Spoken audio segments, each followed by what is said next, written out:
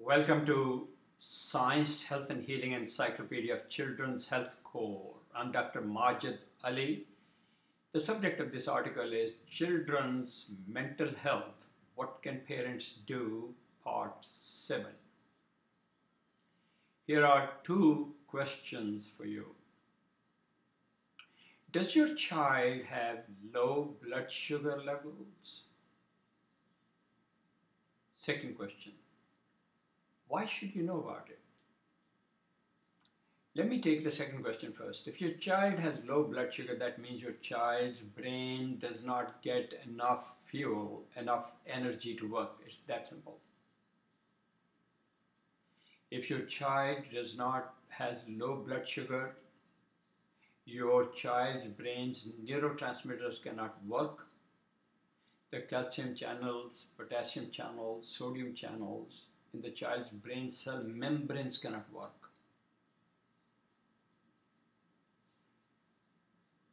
How do you know if your child's blood sugar is low? Well, let's say you live in New York City, and courtesy of Mayor Michael Bloomberg, your child is being offered a breakfast in the class. That breakfast is going to be muffins, straight sugar, fruit juice, which has natural sugar, but they add more sugar to it, that's straight sugar, and milk and cereal, that's straight sugar. Your child's blood sugar level is going to rise very sharply. His pancreas would respond by pouring out more insulin, and the insulin is going to drive the blood sugar down. So your child will develop a classical roller coaster.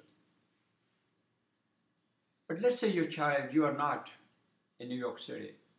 Unless you are aware of it, your breakfast choices for your child probably are making your child go through high sugar and low sugar roller coasters. If you're one of those parents who say, oh, my child doesn't take breakfast, there's nothing I can do about it, he just runs out, he definitely or she definitely has periods of low blood sugar called hypoglycemia. You really don't need any fancy test for it. I'll give you a simplest test. Give your child Dr. Ali's breakfast for 2 weeks and ask your child a simple question. How are you doing at school? Or call the child's teacher and say that there's a part of your self-learning program about child's mental health. You want your child's teacher to do you a favor. Just be aware of your child's activities in the classroom for 2 weeks and just give you a call back, or you can call her back and ask a simple question. Have you noticed any change in the behavior of my child, in the attentiveness of my child, or in lack of irritability or distractibility in the class of my child? There is so many good things we can do which are free of cost, simple to understand, and which put you, the parent, in charge of your child's mental health. Please look at the segment entitled, Your Child's Mental Health.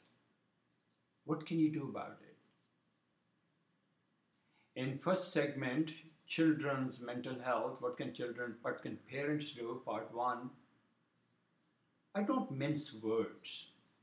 I say it flat out. If you are delegating the responsibility of your child's mental health to the school nurse or the school psychiatrist or your pediatrician, you're making a huge mistake unless you know for certain that they are educated, qualified, and they have the clinical experience in issues of clinical nutrition,